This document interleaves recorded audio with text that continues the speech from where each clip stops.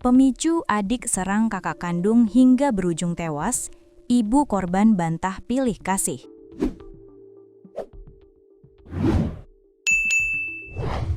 Terungkap, pemicu adik berinisial MAH 16 tahun diduga serang kakak kandungnya MAR 21 tahun hingga berujung tewas, ibu korban bongkar latar belakang permasalahan keluarganya. Insiden berdarah itu terjadi tepatnya di Kelapa Gading Utara, Kecamatan Kelapa Gading, Jakarta Utara, Selasa 24 bulan 2 2026, sekitar pukul 17 waktu Indonesia Barat. Peristiwa tragis tersebut dipicu persoalan pribadi yang disebut telah lama terpendam antara keduanya. Sebenarnya ada masalah-masalah sebelumnya yang terpendam antara kakak dan adik. Komunikasinya agak tersumbat. Si adik ini pendiam, ujar Arsini, Kamis 26 bulan 2 2026. Insiden bermula saat korban menaruh barang pribadi berupa perlengkapan mandi di kamar adiknya.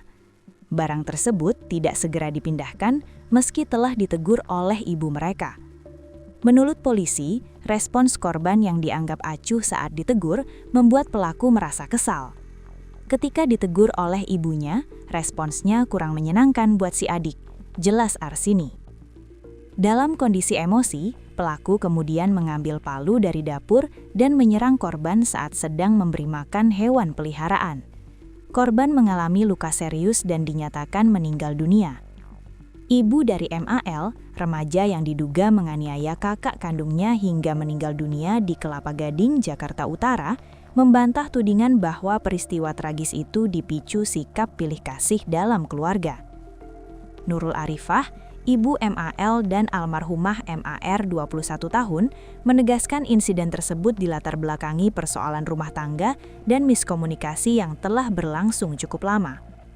Menurut Nurul, kondisi keluarga mereka mulai berubah sejak ia berpisah dengan ayah anak-anaknya sekitar setahun terakhir. Dalam 7 bulan terakhir, kata dia, sang ayah memblokir akses komunikasi dengan dirinya dan kedua anaknya. Anak ini tidak mendapatkan figur ayah, aksesnya diblokir, tidak bertemu, jadi kesal dengan ayahnya. Emosinya lebih mudah terpancing, ujar Nurul saat ditemui di Jakarta, Kamis 26 bulan 2 2026.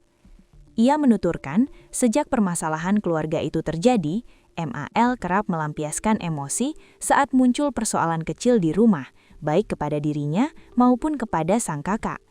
Pada hari kejadian, menurut Nurul, terjadi miskomunikasi yang berujung fatal.